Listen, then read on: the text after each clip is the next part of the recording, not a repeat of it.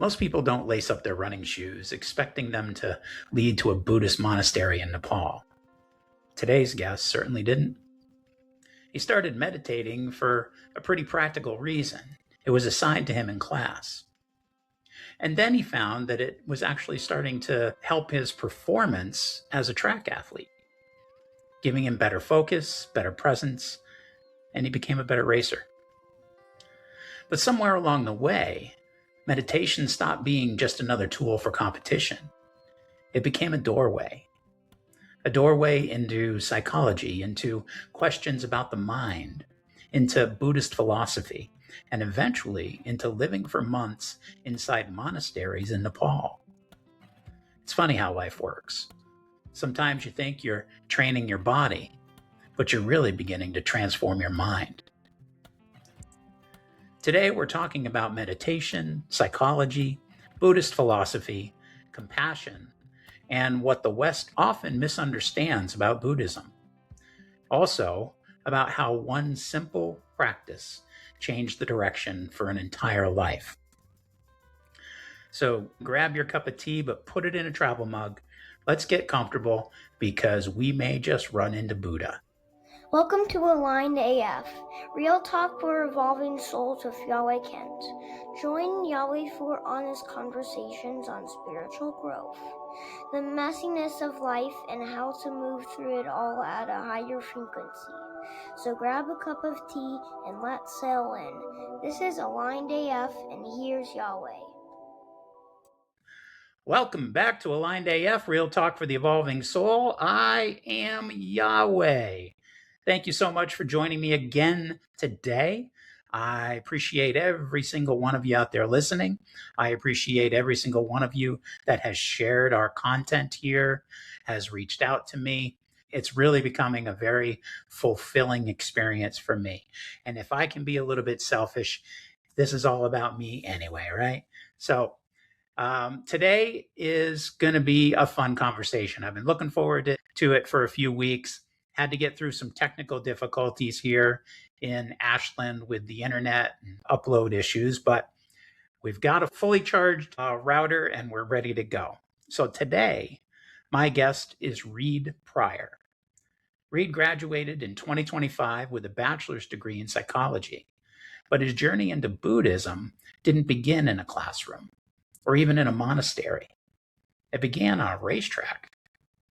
During a college class, meditation became one of his assignments, but as a competitive runner, he started noticing that it sharpened his focus and improved his performance.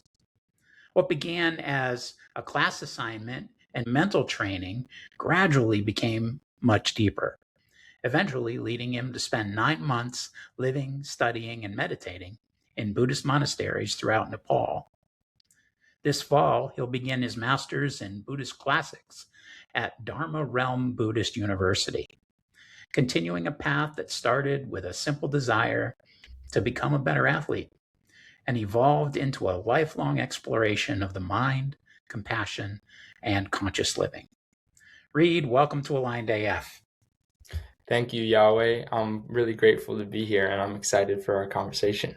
So am I. Ever since we started talking a few weeks ago, I've wanted to do this thing, and it all just sort of came pouring out of me.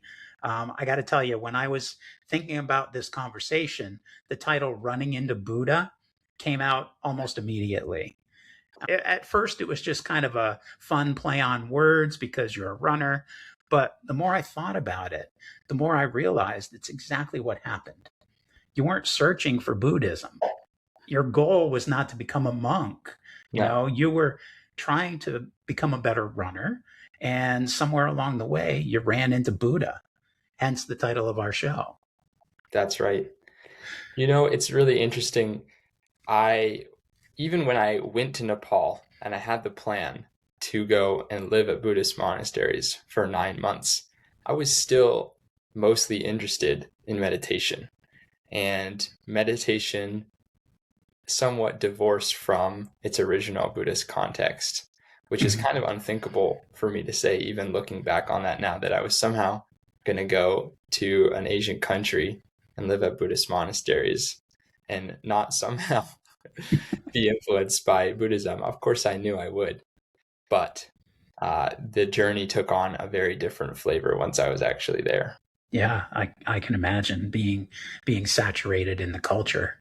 It you almost have to be affected in some way.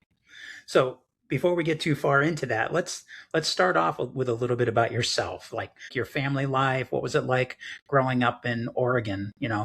And what led you to become a runner? Things like that.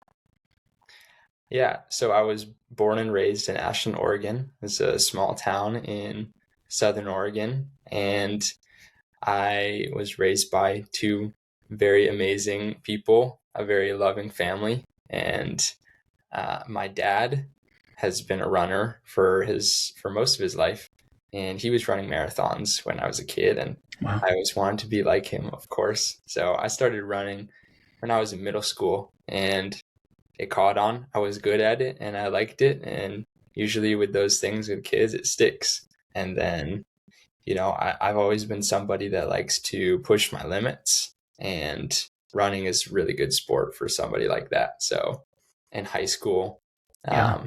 I really kind of dove deep into it.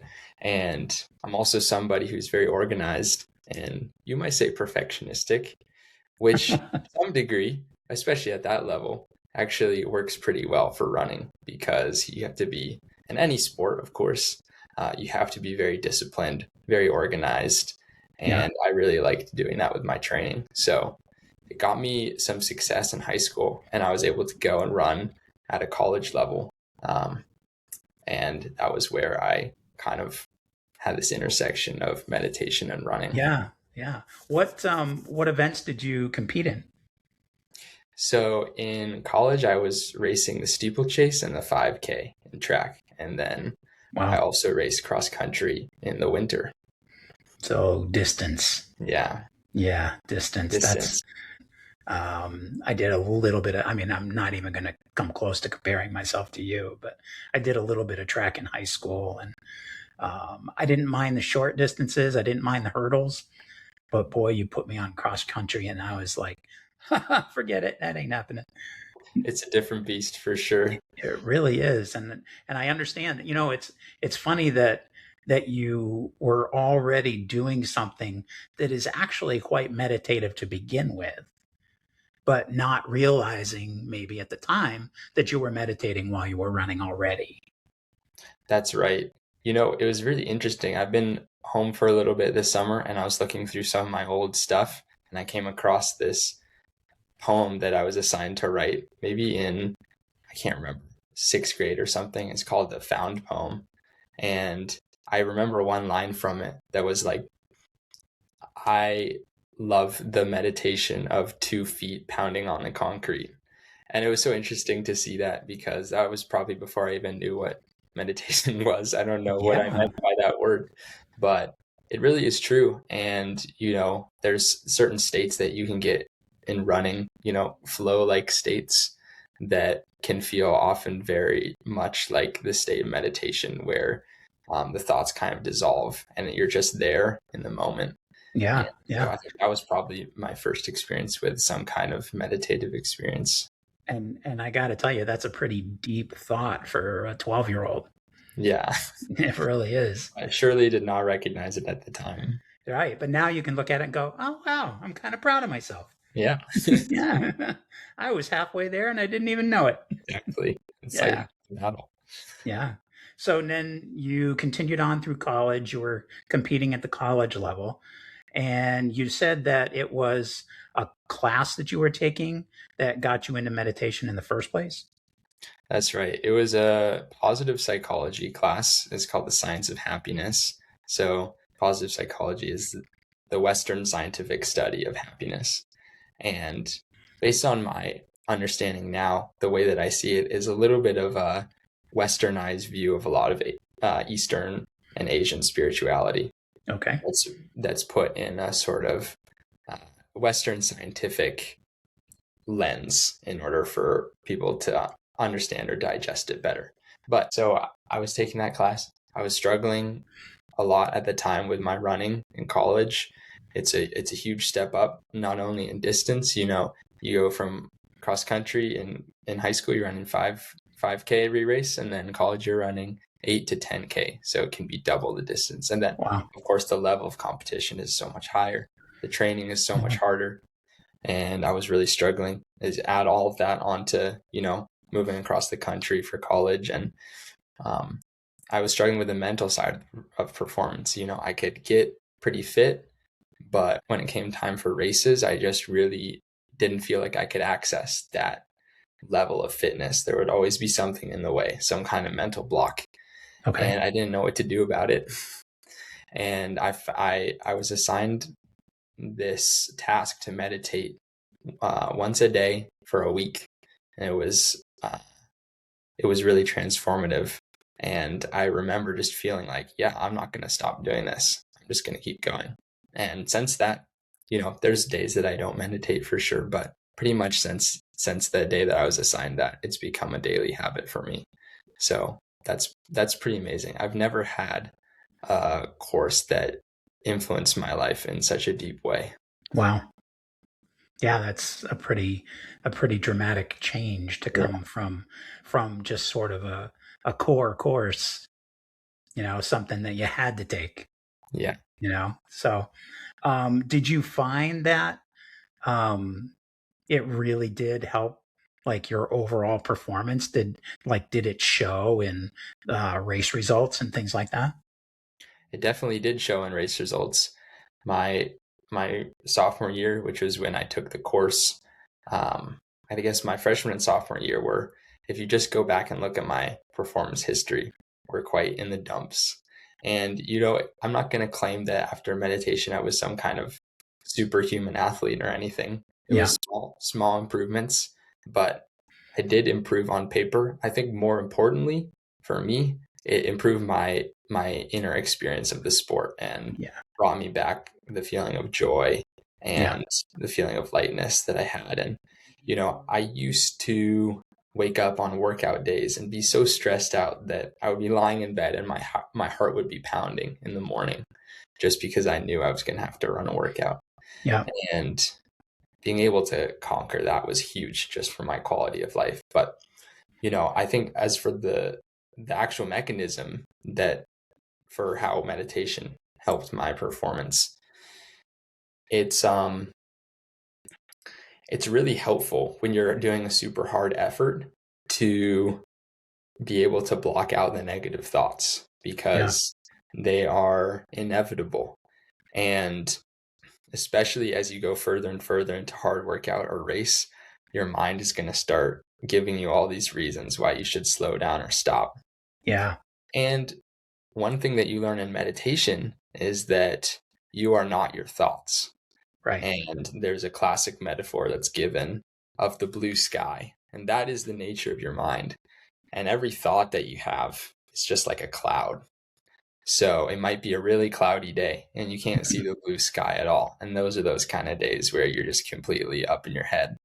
Yeah. It might be a cloudless day, and those are the days where you feel amazing. But usually we're going to have at least some amount of clouds moving back and forth. And especially when the stress and the pressure and the physical pain ramps up, those clouds get really big and they get really important. So being able to pick them out as like, that's just a thought and that's not me. That's not what I want to do, because I know that if I finish this race and I had listened to that thought, I'm going to kick myself and say, why did I do that? I knew that I didn't want to slow down. Sure. But I couldn't identify that as just being a thought. It consumed me and it became me, and I had to slow down. Yeah. So that's kind of the mechanism that I think helped me the most, is just being able to be like, yeah, you know what? I'm hearing this thought, but I don't have to listen to it. I love that. Love it, love it, love it. So you said it actually did help your performance. At what point during your running career, did you realize this is kind of more about meditation for me? It was pretty early on, honestly, because I think the way that meditation works, if you're actually doing it, is that it can't just be limited to one domain of your life, because you're working with the mind. And obviously, all of your experiences filter through the mind. And so if you're changing the mind, you change your life. So it was most obviously immediately impacting my running because I was focused on my running so heavily. That was my number one priority in my college experience, and all of my energy was going into that. So it makes sense that that was the first thing I noticed. But it wasn't long after I noticed improvements in that I started realizing that it was helping me in my relationships, and it was helping me enjoy my life more. I was just a happy person. And ultimately, I realized that it doesn't really matter if this helps my running or not, because this is starting to change my life. And that was where the inspiration really started to go more deeply into it, because I was only at that point practicing for 15 or 20 minutes a day. And I had heard these stories of monks practicing for 12 or 14 or 16 hours or something like that. And I just thought, what are they doing? And what are their minds like? What could they possibly achieve? And I want to get some sort of taste of that. Yeah, I'm glad you brought that up, because what I wanted to kind of get into next is, like, sometimes our lives change because we make one giant decision, but other times they change because we simply stay curious about things. So explain to us what led you from simple meditation to a Buddhist philosophy. Yeah, it was a combination, and I love that framework you just provided, because it was kind of both for me. It was these little things stacking up on each other that led to this big decision of, like, I'm going to go try to live for a year after college in another country. And I think if I could pick one moment, it was probably actually another class that I took in college, where it was a philosophy class, and we were learning about Western and Eastern philosophy. And it was also about the subject of happiness. I took a lot of classes on happiness in college.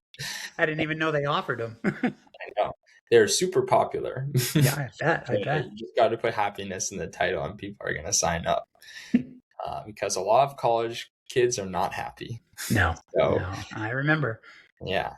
So I took this philosophy course that was investigating different theories on happiness. And I just remember very clearly, towards the end of the course, our professor did one lecture on the Four Noble Truths, which was the first sermon that Buddha gave after he was enlightened.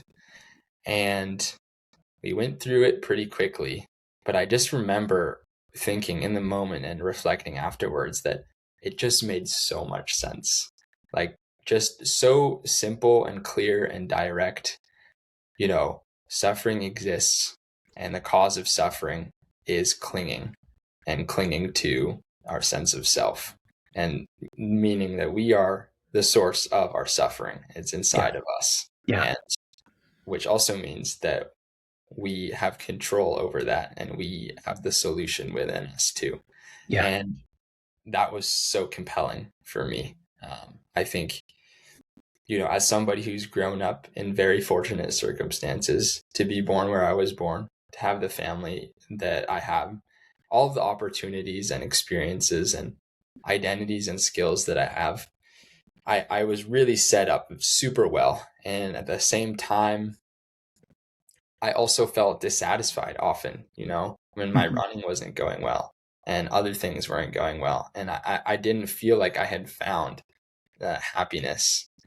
But at the same time, I had all these external things that are supposed to make you happy, right? And I think I saw so clearly that I could spend my whole life chasing those things, and it would never work. And so I think intuitively I knew that there's some kind of internal factor. Not to say that external factors don't exist, but there is some internal factor that exists that moderates and mediates our happiness or our suffering.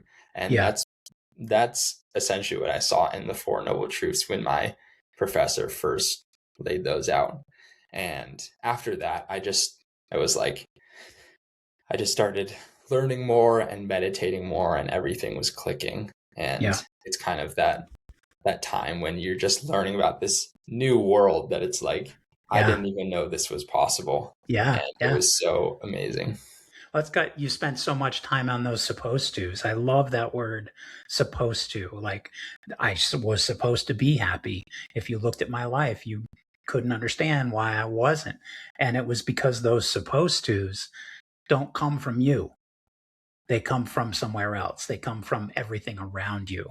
They come from society, from parents, from friends, from media. They come from all these different places. So many young people today don't understand, first of all, that they have control over their supposed tos. And instead of realizing it the way you did, quite often they'll fall into a depression, or they'll follow a more negative path, looking to numb their negative feelings, instead of actually digging into them, finding out why they're there, and then figuring out a way to release them. So it's very fortunate that intuitively you listened to that. I think it's amazing. And I think you're in a great spot now. And of course, I don't know anything about your life other than what you tell me, but I can tell you personally, you seem like you're very grounded, very centered, very kind, and that's a great space to be in. So it's good that you got rid of the supposed tos that everybody else put on you, you know? Thank you. I appreciate that. And I'll just add that I went to college at Harvard, which is Wow. When you talk about supposed to, Yeah. that's a big one. Like you're supposed to aim for a school like that. Yeah. And why aren't you a lawyer? yeah, supposed to do something afterwards that makes a lot of money. And while you're there, you're supposed to be happy because look, you're in this place that is so amazing. But I'm very blessed because I was able to have that experience and look around me and see that I was in this place where you are supposed to get and you are supposed to be happy. And so many people were not. Yeah. So many people around me were miserable. Yeah. But at the same time, the inertia funnels you towards more supposed tos, Yes. and it's like one of my complaints about college was that I never felt supported in pursuing what I actually want to do. And I think a lot of people feel that same way. So when you don't figure out what you want to do, you just go downstream. And downstream is consulting and tech and investment banking and finance. And those have all the same structures of supposed to. You're supposed to climb the ladder. You're supposed to get promoted. You're supposed to live in New York City or Boston or DC or wherever. Yeah. And like I said earlier, I could see through that so clearly of going down that route was never going to give me the happiness I was looking for. Wow. So you're almost having this spiritual awakening before you understood what a spiritual awakening really was all about. When did Nepal become a very real possibility for you? It became a real possibility when I heard about this fellowship that funds people to go spend a year abroad in one country. You're not allowed to travel around. You're not allowed to do anything that is academic or career related. It must be oriented towards personal growth. And they fund you to spend a whole year in another country doing that. And my older sister had got a similar fellowship. So I had the awareness that existed. And I ran my idea by her. And she said, yeah, this is the kind of thing that they would be interested in. And she helped me out a ton, and I had all these people that were helping me out, and I got super lucky. There's a lot of people that wanted to do that, and I got so lucky that they decided to fund my project. Yeah. And I feel so grateful for that. That's incredible. And now, did you have to commit to anything to get this? Well, not really. It's actually a Wow. really sweet deal. I had to write a couple of reports that I'm doing and that I'm still alive. Yeah. Other than that, I have to do, I'm going in person next May to give a presentation on my year. Yeah. And that's the deal. So I feel super That's fortunate. that's incredible. Yeah. Wow.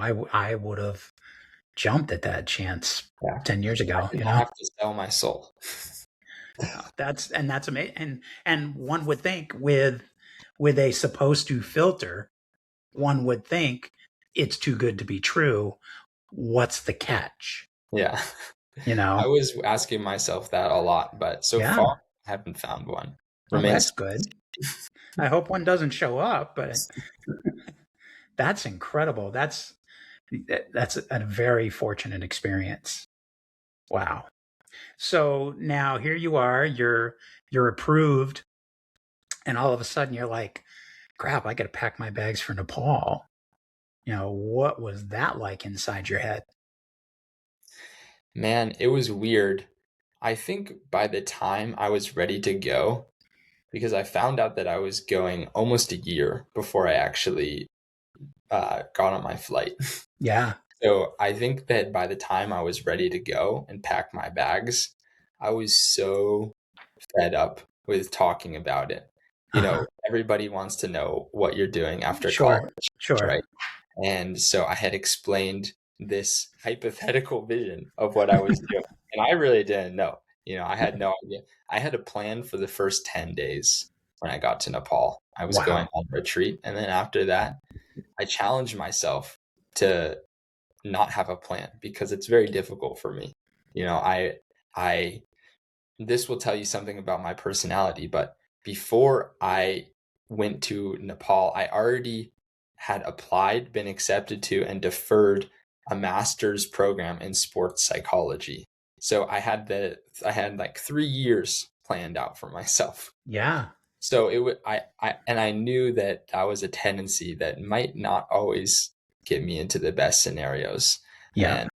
and doesn't allow for a lot of spontaneity and change. And Right. so I challenged myself. I'm going to have a plan for the first 10 days. And then after that, I'm going to see what happens. And that Wow. was so good for me. And it was a theme throughout my year. I just kept trying to challenge myself to do that. And I learned so much about myself through that.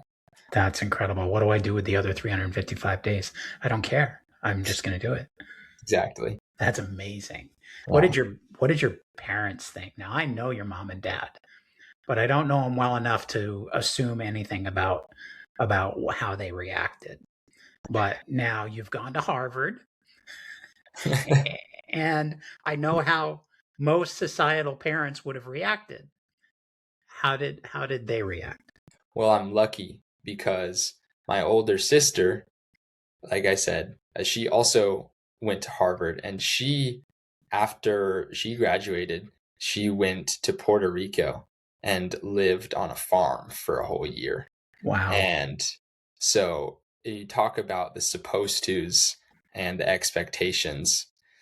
Already, my parents have always been extremely supportive of me and Yeah. my siblings. I also have a twin brother.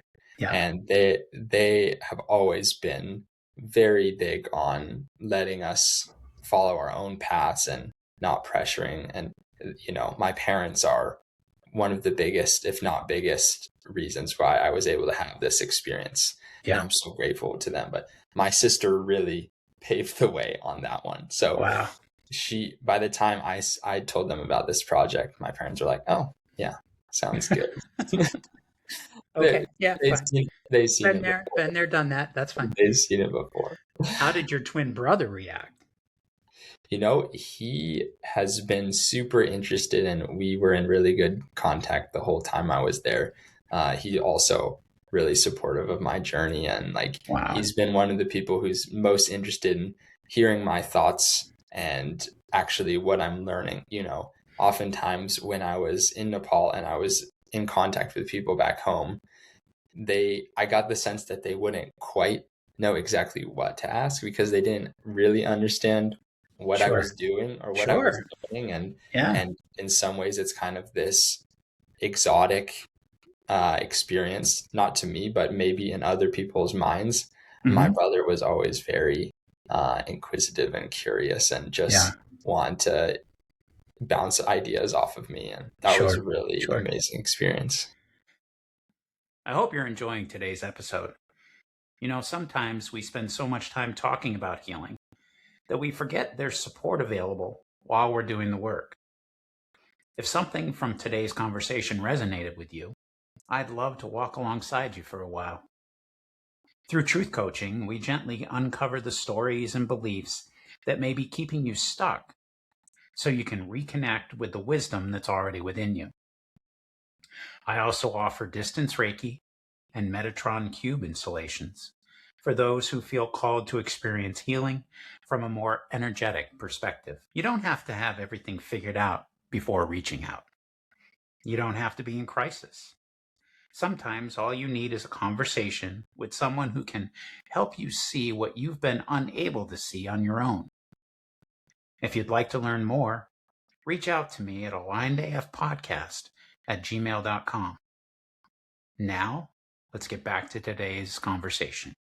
I'm glad you touched on that because my next question sort of leads into that. Most of us have an image of monasteries that's been shaped by movies and books. Yes. Okay. But you've actually lived it. So paint us a picture of what a normal day at the monastery would be like. Yeah, I love that question because I explain this a lot to people when I was talking, and I think it's probably more normal than you might assume. It does depend on what kind of monastery you're at. So most of the monasteries in Nepal are Tibetan monasteries Okay. because when the Chinese government invaded Tibet in the Cultural Revolution in the 50s, they pushed basically all of the Tibetans out of their country and into Nepal, Bhutan, and India. Okay. So they established monasteries. There's a lot of Tibetan monasteries in Nepal, especially Kathmandu. But if you go there and spend a day, we get chanting in the morning, or not too early, maybe around 6:30. Then breakfast, and then the monks kind of go off and they'll do their own thing. They're studying texts, they're memorizing chants, and whatever else they might be doing. For myself, I was going back to my room and doing my own meditation practice. And this is why I say that maybe some people had a somewhat exoticized vision of what I was doing, but Yeah. Most of my time spent in Nepal was sitting down in my room and trying to focus on my breath. And it's not No. glamorous by any means. It's No, but hard work, it's hard work, especially when you're doing it for hours and hours on end, and that's kind yeah. of the only thing that you're doing all day.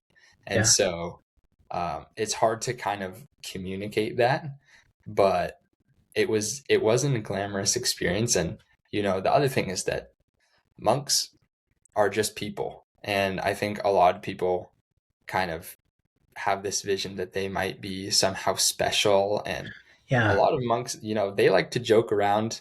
They like to listen to Yeah. Justin Bieber. Yeah. I know, I just went along with that one, but Yeah. yeah, we talk about world politics.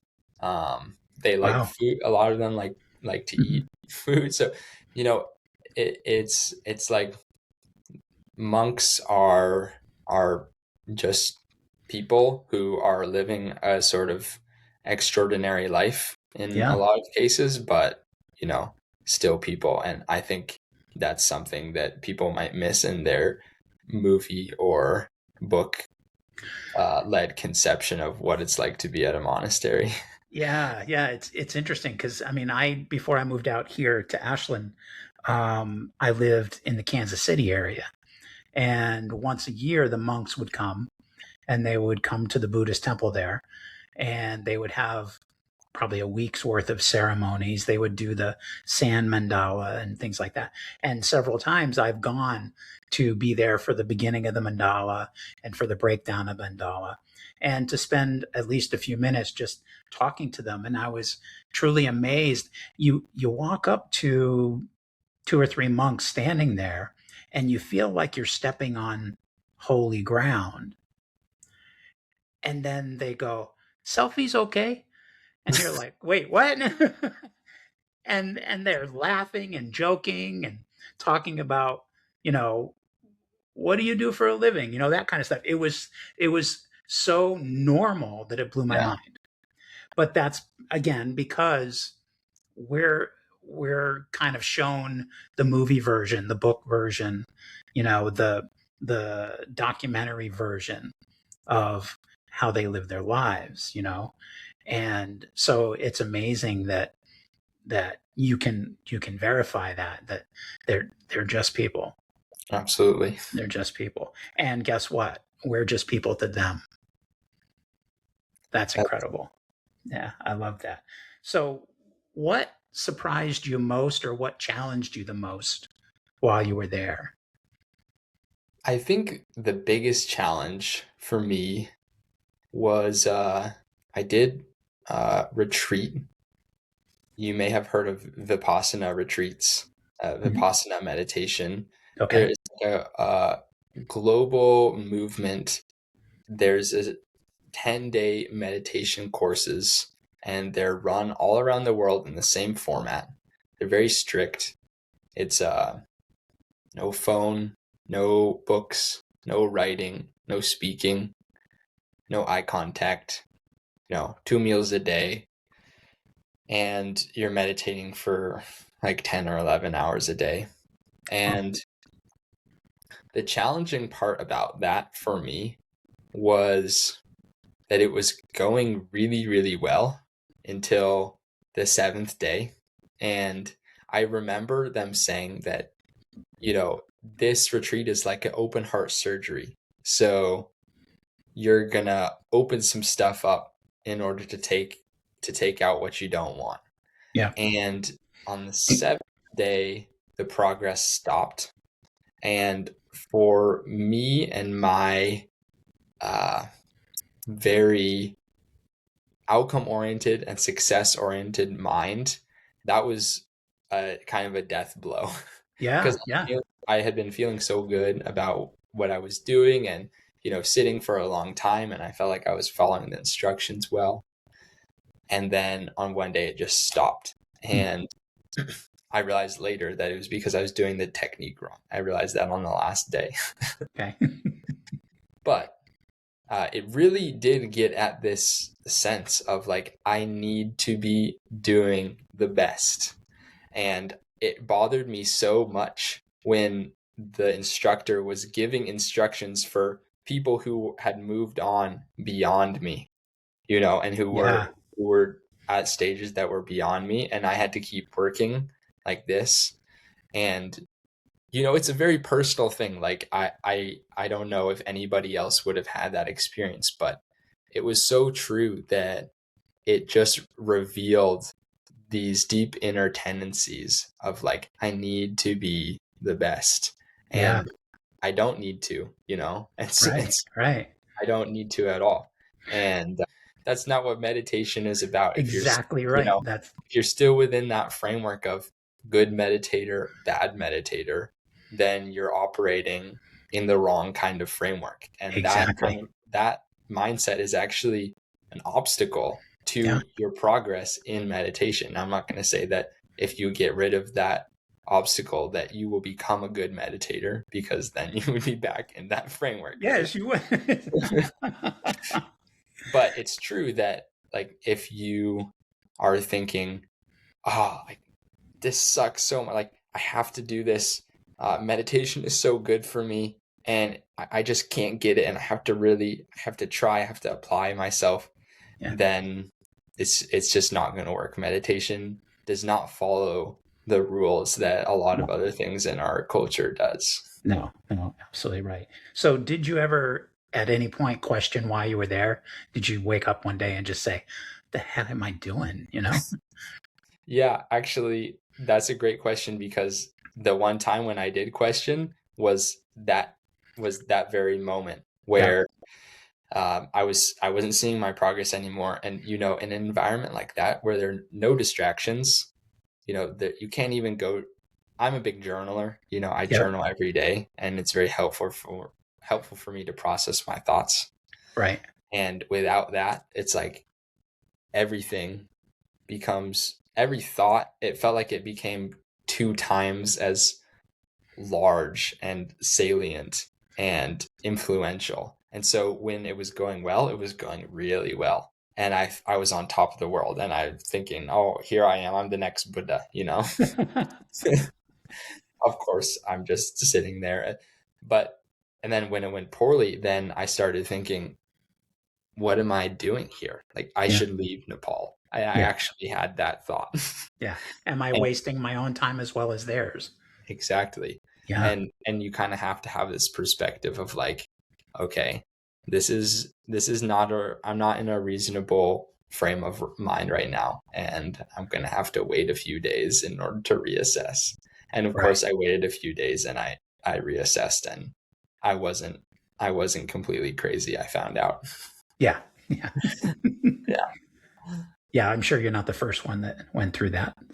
No, not at all. So throughout your experience there, what is one teaching that completely changed the way you see life?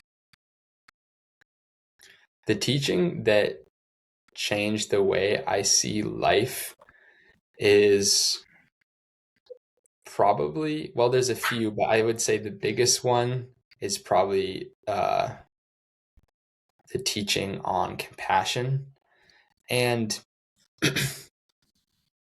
the reason why I say that is because I think the way that I had been pursuing happiness and fulfillment in my life before I went to Nepal is that if I can do the right things for myself and set things up in the right way for myself and have the right career or have the right vocation, have a beautiful family, and not necessarily uh, go down this path of chasing a career, but I was still very much focused on happiness is something that I can get by doing things for myself. Yeah. And what I learned is that not only is that mode of thinking wrong, it's actually completely wrong. It's completely opposite. So the Dalai Lama has this wonderful saying, which I think is so clear and direct. And he says there's two kinds of selfish people. There is the foolish, selfish person, and the foolish, selfish person chases happiness by doing things for their benefit. And there's the wise, selfish person. And the wise, selfish person also chases happiness. But the wise, selfish person chases happiness by doing things for other people's benefit. And I think that distinction is so important because we often have this idea. I heard lots of debates when I was younger about altruism versus self-interest. And there's this idea that, well, altruism might not really exist because when you do something for somebody, then you feel good. So it's ultimately selfish. Yeah. And to me, I just don't buy that No. argument at all. No. Like, I think that it doesn't matter if it makes you feel good. You're helping people out. Actually, I think that is by design. And I just find that when I am doing things for others rather than myself, even when I think at a surface level that like, oh, I don't want to give up my time right now, or like, I got to do these things. I have all these errands, or I want to read my book or something like that. But if I can have the presence of mind to sacrifice those things Yeah. and do something for somebody else, then it's like afterward, I'm like, oh, that was so much better, and I'm so much happier now. Yeah. So I think, yeah, that has been such a huge shift in the way that I see the world. And now, Yeah. as much as I can, whenever I can, if I have the opportunity to break down my own ego and deny myself of like a selfish desire, and in place of that do something for somebody else, then I will always try to do that. And I think the key thing is that, we were talking about supposed to earlier. We have this idea of like, we are supposed to help others that are worse off for us than us. We are supposed to do all of these things. And that's not really a compelling argument, because it's like, yeah, I know I'm supposed to, but I don't really want to. I'd rather just do this thing for myself. But actually, and that was kind of how I thought of things. But I learned that it's like, well, the supposed to doesn't even come into it, because if you do things for others, then you will be happier. So like, if you want happiness, then this is the way to go. Yeah. All right. So now, from your background in school and now your experience in Nepal, you've kind of got one foot in modern psychology and another one in ancient Buddhism, Buddhist philosophy. And that's a fascinating intersection. Where do you think psychology and Buddhism overlap, and where do they differ? There's so much overlap, because they're obviously both studying the mind. And like I said before, the branch of positive psychology, which is what I study the most, oftentimes looks like a repackaging of a lot of Eastern ideas. Okay. I think especially there's this thing that they call the hedonic treadmill in modern positive psychology. And that's basically the idea that you will habituate to the new things that you get or achieve, and then you will always want more. So it's basically like you're just constantly running on this treadmill of achievement and acquisition, and you're actually just staying in the same place, right? And that is extremely similar to the Four Noble Truths, specifically the second noble truth of like pursuing these things that are not permanent, that will go away, and ultimately they have no lasting value. That's never going to bring happiness. So I think that there's a ton of overlap there. There's a really interesting emerging field of Buddhist psychotherapy, where people are integrating Buddhist ideas into modern psychotherapy. Cognitive behavioral therapy, which is like the most commonly used modern therapy technique, is, it has a lot in common with this idea that I talked about earlier. You are not your thoughts. So seeing the thoughts, oftentimes in CBT, they will give a label to like that voice in your head that's saying these things. And in order to be like, this is another entity and it's not me. I think that's another area of overlap. As for the differences, at its core, the Buddhist practice is about destroying the sense of self, or seeing through the sense of self, and destroying the tendency to cling to that sense of self. And that is how you achieve enlightenment. And that is not an idea that is in modern psychology at all. Modern psychology has a lot of work about, self-esteem and self-worth. Self-worth. You see all these books about self-help. And, positive psychology also talks about identifying your strengths. And all of these things are great. I think there's just a gap between this idea. So modern psychology is sort of elevating and concretizing the self, and its core Buddhist philosophy is trying to break down that, what they say that's an illusion. And so there's a lot of differences that branch out from there. do you think that therapy and meditation have the ability to complement each other?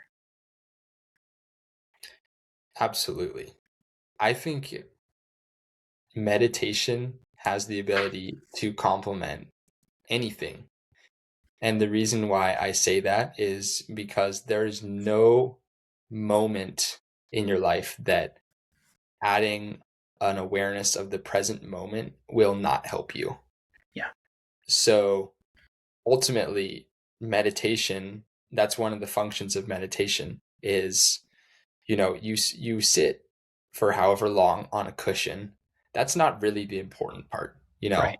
A lot of people think that when they think of meditation, obviously you think of the seated position, close eyes, cross leg. Yeah. But if that's all that your meditation is, then it's really not serving its purpose. The purpose of meditation is to make you live a better life. And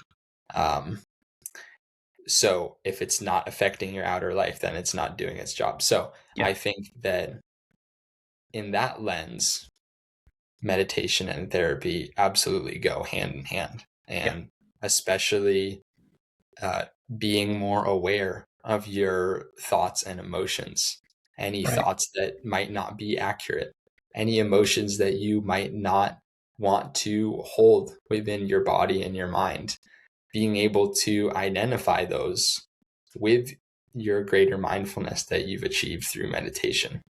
I can't see that not help. Yeah. I agree. As a truth coach, which is part of what I do with my life, one of the things that I coach people about is finding a moment to meditate, no matter where you are, no matter what you're doing. And one example I use is when I'm at the grocery store, I always choose the longer line. Mm, I don't roam around looking for a quick way out. I choose the longer line. And then I use that time to either meditate, to breathe, to find some calm, or to maybe carry on a conversation with a stranger. Because to me, that's a form of meditation as well. I But love I find that I don't get pissed off at the lady who's counting out her pennies to get exact change, or the other one who has no idea how to use the debit machine, Yeah. or the fact that they picked up 5 items that all need different price checks. I don't get upset. I don't get grocery store road rage anymore. Mm, And I choose that longer line to give myself an opportunity to have a little break during the day, you know, because quite often, now you mentioned like, well, I've got a bunch of errands to do. Well, yeah, so do I. So what I do is I know I've got all these errands to do. I'm not going to have an opportunity to sit for 15 minutes in the front yard in the sunshine. So while I'm out, I'm going to find little opportunities. I love that.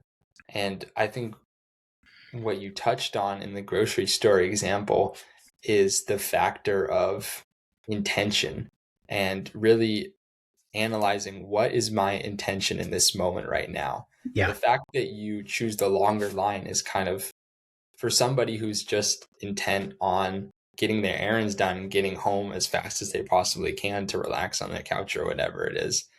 That decision makes absolutely no sense. Right. But the intention is not to do that. The intention is to make the most of every moment and to slow down. Yeah. And in Buddhist practice, intention is everything. Yeah. So Absolutely. I think that's a beautiful thing, and I'm going to start doing that. Well, good. I'm glad I could help. So one thing that I appreciate about you is that you're not here trying to convert anybody. You're being Reed, you're being who you are. What do you think people misunderstand the most about Buddhism? Well, it goes back a little bit to what we were talking about earlier.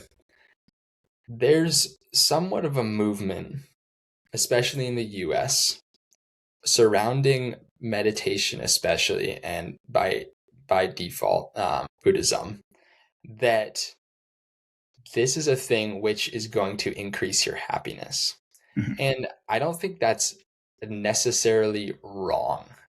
I think you have to be very careful about that statement. So there are a lot of scientific studies that have been done about meditation, Yeah. Which report the beneficial effects on every conceivable health metric, and blood pressure, anxiety levels. Yeah. It's very well known and well studied that meditation is beneficial for a lot of these things. Yeah. And because of that literature and that research, the imperative has switched so that now it's not only that meditation is good for you, it's that because meditation is good for you, then you should do it. Yeah. And there's a little bit of a sinister thing hidden in there, where now it's started to become something akin to going to the gym. It's like going to the gym for your mind, right? And Yeah. it's like, okay, I'm gonna have my morning routine. I'm Yeah. gonna wake up early. I'm gonna do my meditation. I'm gonna go to the gym, and I'm gonna maximize myself and Right. maximize my happiness. Right. And I want to give credit to this author because I got this idea. It's this guy named William Edelglass. I can't remember where he's a professor from, but he wrote this article called Buddhism, Happiness, and the Science of Meditation, which is challenging the idea that Buddhism should make us happier in the way that we conceptualize happiness, which is kind of how I was talking about earlier, like this focus on myself and what can I do to make myself happier, and pulling in meditation as just another thing into that orbit of like, yeah, I'm going to do all these things, and meditation is another thing that is a practice. It's a very individual practice, right? And it's going to increase my own happiness. I think the thing that's missing is a focus on others. And we would clearly regard, this is what Edelglass says, we would clearly regard somebody who is blissfully unaware of the sufferings of others around the world to be lacking in some important way in their life. Yeah. And if meditation is just a tool for you to increase your own personal happiness, and it doesn't open your mind to, quite frankly, the immense suffering that is going on in the world, and actually affect a change in you to start making you go out and actually do things to help alleviate that change, no matter how small, then I think there's a little bit of a disconnect going on there. Sure. Yeah. That's one thing that I see in this modern movement of Buddhism and meditation as it's come to the West. Yeah. Now, and I like that you threw in that little modern movement thing, because my next question is, do you think that meditation and Buddhism and mindfulness has become a little too commercialized? Well, there is this idea of McMindfulness, which was written about a while I love that. Yeah, McMindfulness. And I heard this, so it's kind of this idea that like you can uproot mindfulness from its cultural context and drop it into wherever it needs to be. And I saw this article which is like how you can use mindfulness to improve your performance at work or something like that. And there another thing that is often cited in this criticism of McMindfulness is using mindfulness in military training. Buddhism is a non-violent religion. It's a pacifist religion. Yeah. And so I think there's this idea that like you can uproot it and drop it in, and it's this pure science of the mind, right? Like I think a lot of what's attractive about Buddhism is that there aren't a lot of cultural requirements, or there's not a lot of requirements of like you need to believe X, X, and X in order to be a Buddhist. Like you can take practices. You don't have to accept anything on blind faith, and that's one of the beautiful things about Buddhism. It's also dangerous because it leads people to import things without being critical about what they're importing. And so I heard this Thai teacher who his name is Ajahn Brahm, and he's like, we need to start movement back towards kindfulness. So he's taking mindfulness and kindness and combining them, because mindfulness is really not this sterile thing that you can just pick up. It's mindfulness is always paired with gratitude and love. So whenever you have mindfulness of the present moment, if it is true mindfulness, then it's inseparable from those feelings. And so this idea of like using mindfulness as a performance enhancer or whatever, I don't think is necessarily bad, but it needs to be paired with an understanding that this is not the context that mindfulness was initially intended for. And so I don't think that there's anything necessarily wrong with meditating in order to make yourself happier. You just have to understand what you are doing and what you're missing. Yeah, but just like almost everything else from other parts of the world, the West takes it and adapts it and tries to make it their own, but in a way that the people of the West are going to be willing to do it. Exactly. Because most of them are not willing to put down their phones and sit in a room and meditate for 10 hours. Yes. They're just not going to do it. Yeah. So they adapt. Yeah. And then they sell it for $19.95 a month. Yep. Yeah, you can spend $5,000 on this retreat and we guarantee you mindfulness. Well, good luck with that, folks. Yeah, and hey, like I will say I started my journey on this path with Headspace, and I was paying money for that. Right. And so I'm not the person to criticize those things. And even if you don't, move to another country for a year and live at monasteries, I think that if Headspace is all you do, I think it's still beneficial. But at the same time, it's like there are lots of places, there are lots of retreats, including the one that I was telling you about. The Vipassana retreats worldwide are free. They don't ask any money. They run completely off of donations. Donations only are accepted from people who have done a course before. And so they can testify, this is a good thing and I want other people to have access to it. Right. So understanding that those opportunities and they're very high quality are out there, you need to be very careful with what you're paying for. I agree with you 100%, and I in no way meant to put down every single thing out there that may cost money. However, with what you just said, with having all of this opportunity for free opportunities to learn the same thing and more, the Western mindset puts a value on the dollar. And if it's free, then the Western mindset says it's not worth anything.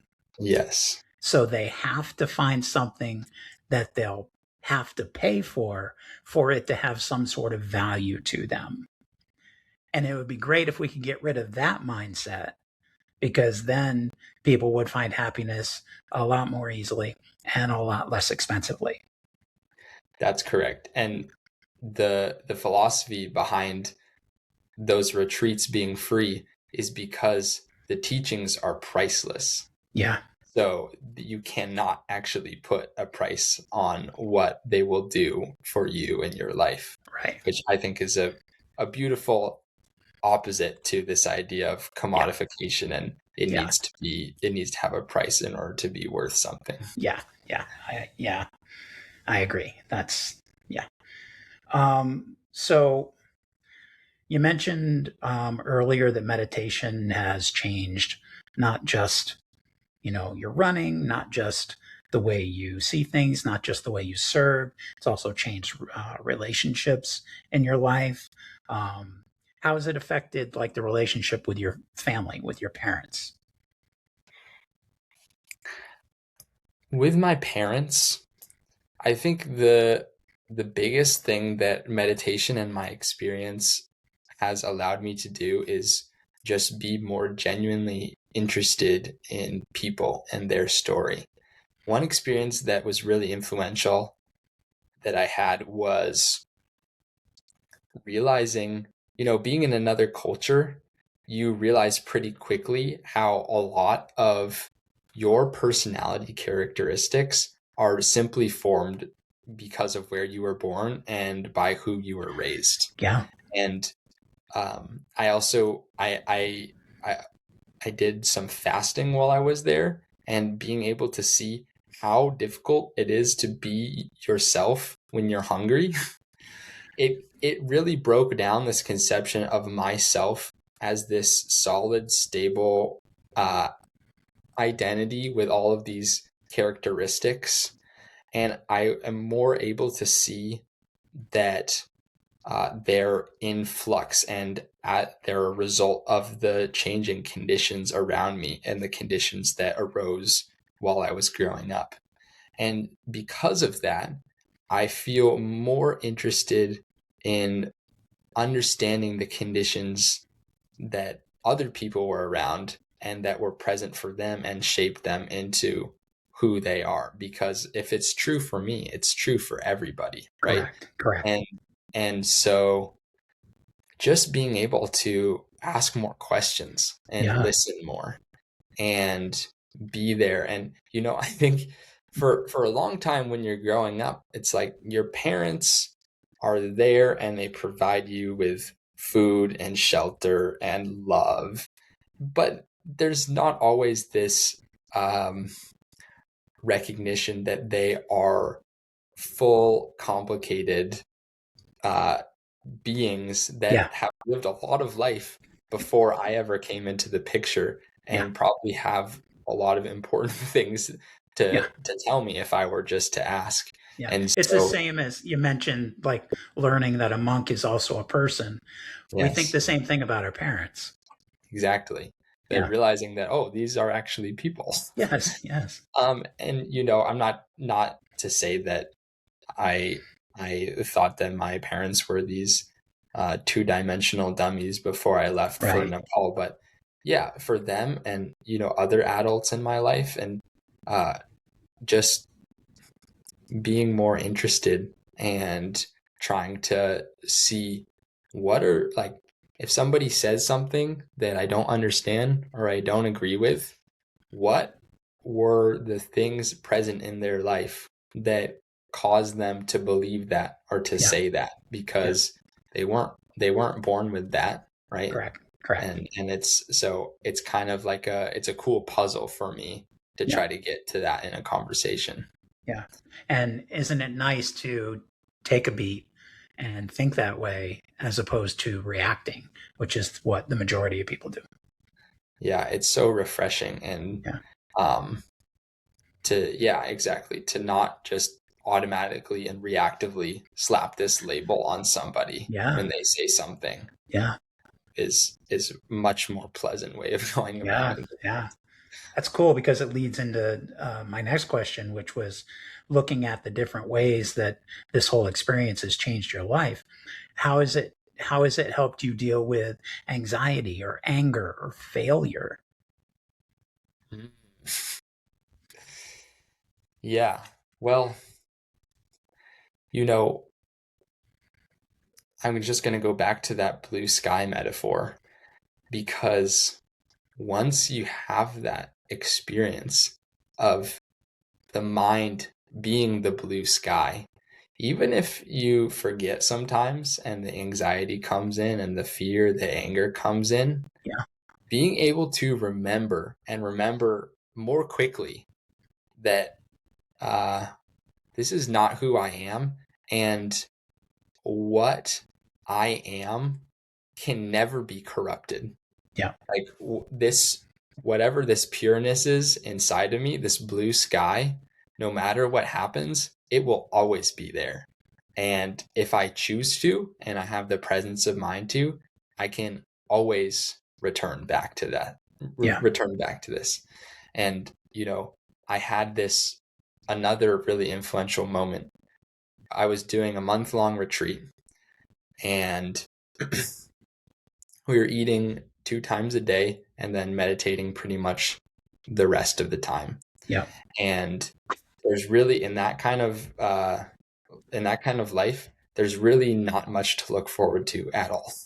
And so I would find myself looking forward to the meals, even to the degree that I would finish lunch, which we had at 11 a.m., and then the next meal was going to be breakfast. And I'd finish my lunch and I'd catch myself thinking, well, I just have to get through the afternoon and then tomorrow I'll be able to have breakfast. And, Right. it's a pretty ridiculous thought when you can catch that, but you can only catch that because of the situation you're in and because Sure. you're paying really close attention to your mind, right? Yeah. And at a certain point, I was just thinking, like, if my happiness is always just around the corner, then it's never going to come. Because Wow. I realized that even while I was eating those meals, it didn't bring me the fulfillment that my mind had projected that it would.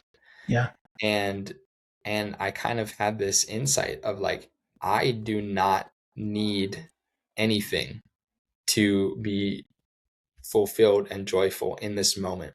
Right. And so without any conditions, joy and fulfillment can arise. And being able to remember that when I have anxiety and I feel that something must be true in order for me to stop feeling this way, or in order for me to feel happy, Yeah. then it's easier for me to see through that lie that my mind is telling me and remember that joy knows no conditions. Right. Wow. Okay. So something new that I'm doing in my second season is I'm introducing a lightning round. We're Well, going to okay. see how this goes. This could be the test. This could be the beta test. My anxiety is coming in. this could decide whether I ever do another one. Okay. All right. So I'll First just one. ask. I'm just going to ask one quick question. Just give me whatever's at the top of your head. Okay. What is one Buddhist teaching that everyone should hear? One Buddhist teaching everyone should hear would be teaching on non-self. Okay. What's one thing Nepal taught you that America couldn't? Hospitality and generosity, even when you have nothing. Wow. Good. And what's one habit that you brought home with you? Habit I brought home with me would be pausing before I eat every time I eat, and remembering all of those who don't have food and who are suffering from hunger, that this food cannot just be entertainment. It cannot just be play or only for the flavor. It should be sustenance for my mind and body to continue my practice and try to make the world better. Wow. I love that. What does being aligned mean to you today? To me, being aligned means that your actions are in accordance with your most deeply held values. So if you're doing things that accord with how you feel deep down, then that would be alignment. Fantastic. All right. So that worked well. I'm going to have to do that again. Okay. Reed, I really want to thank you for joining me today. As far as I'm concerned, this has been a fantastic conversation, and I'm sure there's more that we could share with my listeners. Is there anything that you'd like to say before we close out for the day? I'd just like to say thank you so much for having me. It's been really wonderful, and I'm so grateful for all of your beautiful questions and to get the chance to reflect on my time and to share it with others. And yeah, I just hope that if anybody hears this, then they might be inspired to bring a little bit more mindfulness into their life and try to do as much as they can to help others. Yeah, I receive. Thank you. All right, folks, we called this episode Running into Buddha, but I don't think that's what it's really all about. I think it's about how life has this funny way of using one passion to introduce us to another. Now, Reed started running to strengthen his body. Meditation helped strengthen his mind. And somewhere between those two things, he found a path that he never expected to walk. I think that's something that all of us can relate to. Maybe you've started a hobby or taken a class. Maybe you picked up a book or met someone who completely changed the trajectory of your life. Rarely do we know in the moment that we're standing at the beginning of something that will transform us. We usually only recognize those moments when we look back. And maybe that's the invitation from today's conversation. Stay curious, stay open. You don't have to know exactly where you're going. Sometimes the next right step is enough to know. Sometimes the thing you think you're chasing is simply leading you toward the thing that has been quietly waiting to find you all along. And maybe, just maybe, somewhere along your journey, you'll run into an unexpected path as well. I want to thank Reed for sharing his story, his insights, and his willingness to remind us that growth often begins where our plans end. And to those out there that are on the edge of a new experience, remember Reed's story and know that wherever you think you are supposed to end up, it's most likely not where you're really headed. And that is the best part of the adventure. So stay curious, stay open to change and to the unexpected. And remember, you're getting closer to Aligned AF every single day. Well, thanks for hanging out with me today. If this episode spoke to you at all, share it with a friend or someone who needs it. You can also leave a review or connect with me online. You can find Aligned AF on YouTube, Facebook, your favorite podcast channel, or at alignedaf.org. And if you want to reach out directly, you can email me at alignedafpodcast@gmail.com. So until next time, stay aligned AF.